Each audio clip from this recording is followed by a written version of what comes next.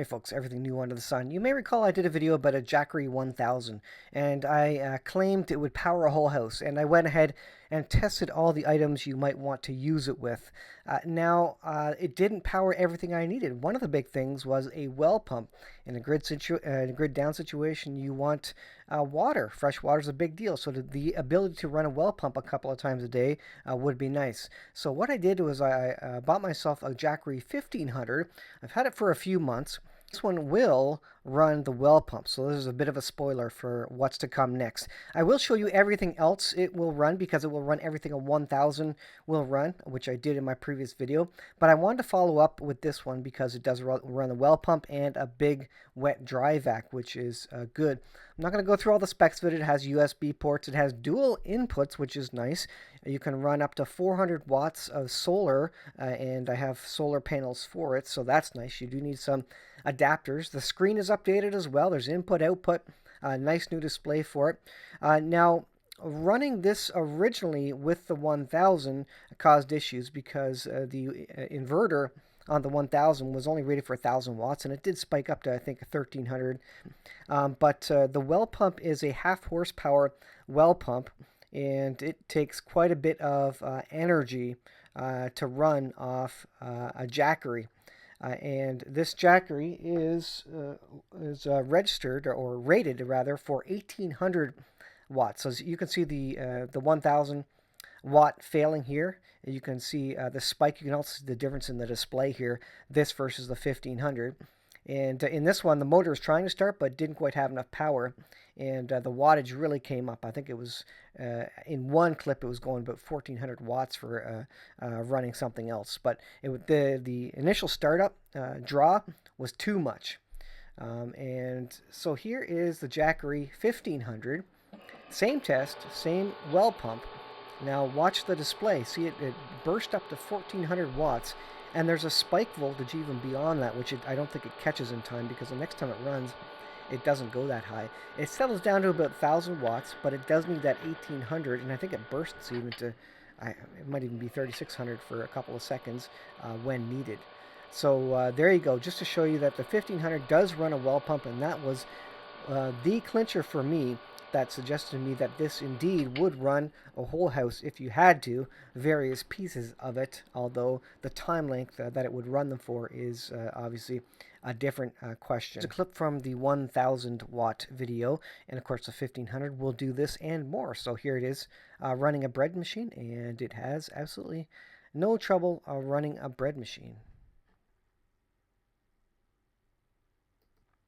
Here it is running a 12 volt incubator, and again, it has no trouble running a 12 volt incubator. A toaster is one that we actually have used camping, and it runs at no problem, 600 or 700 watts. Here is an Imac booting up. Again, no trouble. Not a lot of load. Laptops and computers, they range from 50 to 100 watts or 150 watts for a larger computer.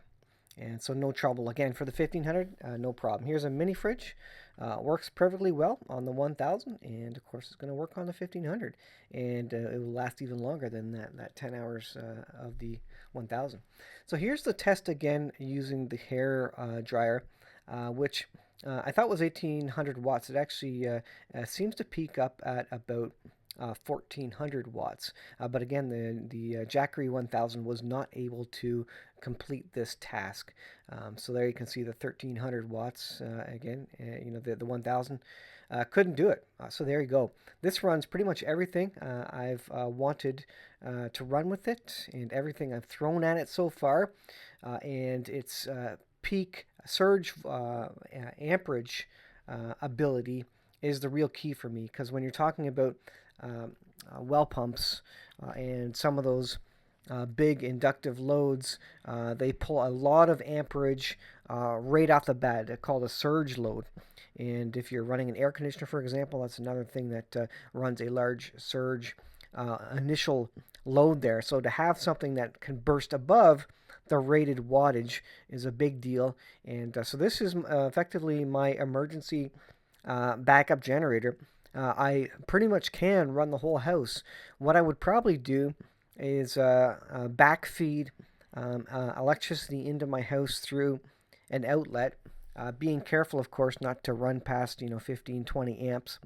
And in a power outage situation, I'd flip the main breaker on my breaker panel first, and then that's something you can, or I would try in an absolute emergency. Of course, don't do that. Don't do what I say. It's very, very dangerous to do that, and you could cause a lot of trouble.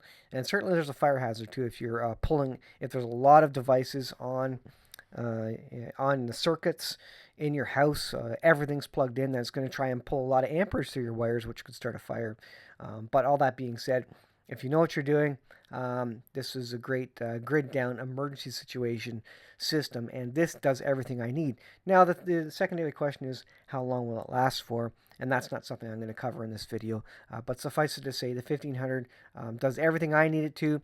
I've got solar panels to charge it up, and this is basically what my generator is. A lot of people run gas generators.